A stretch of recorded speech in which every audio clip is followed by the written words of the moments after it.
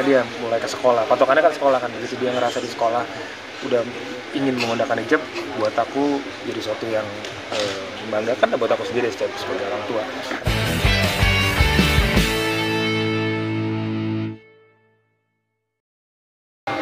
Sebagai kayak MC gitu ya, udah berapa lama sih? Udah lama sih sebenarnya bisa dibilang balik lagi ke panggung tuh ya semenjak banyak bergabung untuk persiapan SCTV, tapi enggak sih, saya kan banyak sebenarnya 2 tahun terakhir aktif di sinetron kan, dan sinetron kita di Sinemart juga keluarga besarnya MT Group. Terus per tahun lalu semenjak World Cup, semenjak Piala Dunia tuh saya mulai ikutan konser buat final bola, persiapan konser sebelum World Cup, final. Tahun baru saya ikut, terus bawain acara bola juga, ada karnaval, inbox, macam-macam. Ya mungkin karena basic awalnya dulu memulai sebagai presenter dan host acara musik, terus juga dari radio, emang presenting lah basic skill gue, tapi passion gue banyak. Mungkin ada presenting tapi juga acting juga di serial TV dan juga di film. Ya ini kayak kembali lagi sih, jadi mungkin setahun terakhir gue banyak support SCTV terutama untuk kegiatan-kegiatan panggung ya, termasuk nih kehormatan buat gue juga sih. Tiba-tiba gue diinformasikan buat tahun SCTV kita muncul di situ ya sebagai presenter TV. Itu sih milestone sih, belum bisa bawain acara ulang tahun SCTV Station yang sekarang di nomor 1. Mungkin ada beban seperti apa sih mas di acara besar seperti di antara yang biasa gitu? Lumayan, beban tuh artinya gini, untungnya gue udah sempat beberapa kali tuh, kemarin panggung gede, malam tahun baru, terus kemarin juga ada waktu acaranya Trinity juga, dan kadang-kadang yang jadi pressure tuh bintang tamunya top notch semua, hostnya nanti gue akan sanding sama AA, Raffi, sama Ruben, terus habis itu ada Astrid Tiar juga. Pressure sih, cuman kalau dipikir-pikir ya untungnya pemanasannya udah banyak. Karnaval kan gue bawain sama Yuki sama Ruben, jadi secara personal juga udah cukup akrab gitu. Kayaknya kalau dipikir-pikir pressure, tapi kan begitu udah di atas panggung sih biasanya ngebawain kayak ngikutin flow-nya aja. Mas Ben, mungkin update sedikit nih soal anak nih. Banyak netizen yang memuji kamu mendidik Sheena nih dengan baik itu. Seperti apa sih mungkin? Gue sebenarnya jujur agak takut juga sih kalau misalkan dapat pujian. Bukan takut sih, kita kan kalau terima pujian kita gampang ya, sangat senang hati gitu. Cuma kadang ya di era sekarang ini kadang-kadang ya tindak tanduk kita begitu dapat atensi publik yang banyak, kita juga jadi harus bersikap yang kadang-kadang sesuai sama perhatian publik kan. Kalau ada yang nggak sesuai, terus habis itu kita suka dapat koreksi, komentar. Ya kita harus siap-siapin pada saat tindakan kita mungkin tidak sesuai sama publik. Itu aja sih, bukan buat gue tapi juga buat Sheena juga. Tapi paling utama dari kamu sendiri mendidik Sheena sampai kamu memutuskan hijab itu kayaknya memang value dari Sheena sendiri dari kecil dia banyak aktif di kegiatan pengajian anak kecil, kita bilangnya pengajian cabai rawit tuh.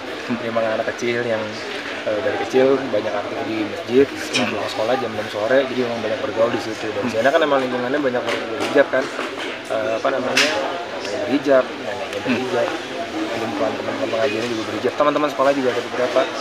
Jadi mungkin dia pemandangan itu bukan satu hal yang baru buat dia gitu. Jadi bukan pada saat dia sekarang merasa ingin dan menggunakan hijab, ya dia melakukannya seperti so far sih gue ngeliatnya nggak tahu ya, mungkin di dalam dia mungkin ada beratnya, mungkin namanya perempuan kan pasti pengen terlihat rambutnya gitu, tapi dia ngelakuinnya sih dengan senang hati, jadi kita juga senang. Di usia yang 10 tahun ini mungkin sendiri sebelum menggunakan hijab. Info aja sih dia nggak membicarakan yang terlalu berat, terlalu heavy gitu. Dia cuma cerita aku mau pakai hijab. Oke. One day dia tiba-tiba kayak gitu, terus dari cuman ke acara-acara yang emang pantasnya menggunakan hijab, tapi mulai ke acara hampir ke semua kegiatannya dia, mulai ke sekolah. Patokannya kan sekolah kan, begitu dia ngerasa di sekolah udah ingin menggunakan hijab, buat aku jadi suatu yang membanggakan buat aku sendiri sebagai orang tua. Karena kan di sekolah panas, tapi dia tetap pakai hijabnya. Tapi ya ini kan kita bicara anak baru mau 11 tahun nih, pra remaja. Kita tidak tahu kan kadang-kadang berubah. Nah harapannya, ini media juga, publik juga pada saat tidak ada yang tidak sesuai, chill juga ya. Kadang-kadang nanti loh, kok ini itu tuh hijab udah mulai soalnya komentarnya hijabnya miring, anak namanya banyak jalan. Itu kan si Caca sendiri gimana? Seneng. Ya kemarin kan salah satu yang menjadi pembicara kan pada saat muncul di videonya Daniel kan. Aku juga ngobrol juga sama Daniel gitu. Nonton video itu buat aku menjadi senang gitu. Kayaknya gue Iris Helgut gitu. Gue kayak mendidik dia so far ya sejauh ini alhamdulillah baik. Ya Caca juga dengan apapun yang mungkin ada yang sama, ada yang beda, ada yang dia sangat support sih di bagian situ. Jadi kita menjaga komunikasi, hal-hal baru yang terjadi sama Sienna, kita saling komunikasi. Suka belanjain hijab juga nggak sih sebagai ayah? Oh iya, gue suka fashion kan. Jadi sekarang kalau dia mau belanja, ayo. Dan kayaknya momen-momen belanja sama anak yang mungkin kadang-kadang kita lagi sibuk itu dijadikan buat gue sendiri waktu untuk untuk attachment sama anak. Di usia 10 tahun ini katanya Mas Ben sudah berpikir dewasa nih Mas Ben. Di usia yang 10 ya. Kayaknya lingkungan mempengaruhi banget ya. Bentuk sendiri ya. Iya.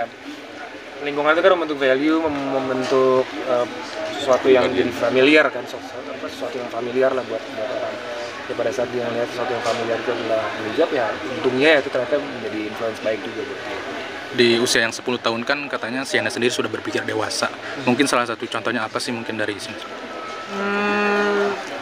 Mungkin kalau gue sendiri ngerasanya gue bisa berkomunikasi sama dia layaknya anak yang bukan umur 10 tahun. Gue biasa memang berkomunikasi sama dia, ngobrol, itu mendengar perasaannya dia, dan dia biasa menggunakan kalimat-kalimat juga, kalimat-kalimat yang orang-orang jauh lebih dewasa dari dia.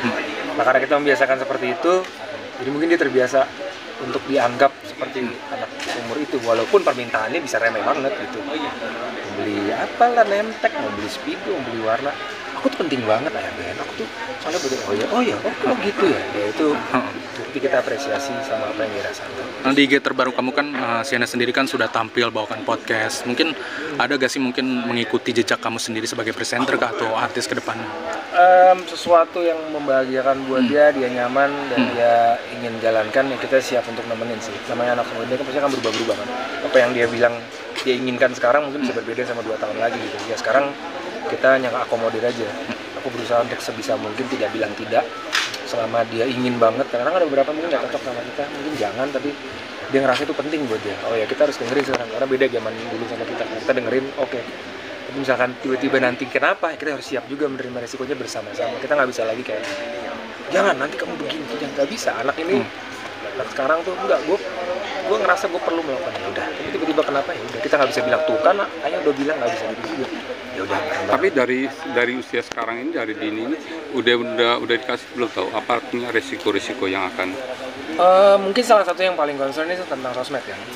Sekarang anak-anak sekarang udah nggak bisa terhindarkan berdekatan dengan sosial media, walaupun ada peraturan di bawah 13 tahun memang seharusnya belum. Jadi ada beberapa ya TikTok, ada platform itu rata-rata dia posting, dia ngedit video, dia bikinnya, tapi aku suruh private dulu.